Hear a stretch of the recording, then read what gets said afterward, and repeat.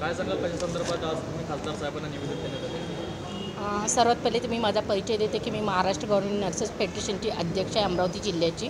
आणि अमरावती जिल्ह्याचे अध्यक्ष या नात्याने आरोग्य क्षेत्रातले जे काही प्रश्न होते त्या संदर्भात आज मी माननीय खासदार साहेबांना भेटलेलो आहोत. त्यामध्ये महत्त्वाचा प्रश्न आमचा जो होता तो म्हणजे रिक्त पदे. अमरावती जिल्ह्यातले जवळजवळ 40 ते 50% नर्सेसचे पदं रिक्त आहे आणि त्यामुळे आरोग्यसेवेवरचा जो ताण वाढलेला आहे आणि ज्या सेवा पुरवायला पाहिजे त्या पद्धतीच्या क्वालिटी सर्व्हिसेस देऊ शकत नाही.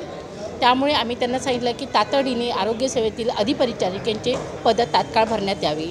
त्याचप्रमाणे जिल्ह्यामध्ये अल्कोहोलिक रुग्णांचं प्रमाण खूप जास्त वाढत आहे आणि त्यामुळे दररोजचे अल्कोहोलिक रुग्ण ते 4 ते 5 ॲडमिट होतात आणि तिथे 60 पेशंट असतात. त्या 60 रुग्णांच्या मागचं लक्ष वेधून ते 4 ते 5 पेशंट पूर्ण वेळ एका परिचारिकेचा वेस्ट करतात. अशा वेळी अल्कोहोलिक वॉर्ड हे संपूर्ण महाराष्ट्राच्या लेवलला जिल्ह्याकाठी असायलाच पाहिजे आणि ती गरज आहे.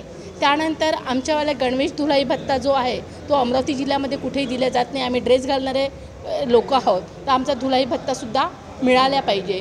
त्याचबरोबर आमच्या जिल्ह्यामध्ये चतुर्थ श्रेणी कर्मचाऱ्यांची जी पदं आहेत ते सुद्धा फार अत्यल्प प्रमाणात कमी आहे आणि त्याचेसुद्धा जागा वाढवायला पाहिजे. कंत्राटी गव्हर्नमेंट त्या पदं भरायला पाहिजेत जेणेकरून आरोग्यसेवेचं एक सुधारणा होईल आणि आपण लोकांपर्यंत एक क्वालिटी सेवा देऊ शकू. या संदर्भात आम्ही माननीय खासदार साहेबांना आजचं निवेदन दिलेलं आहे.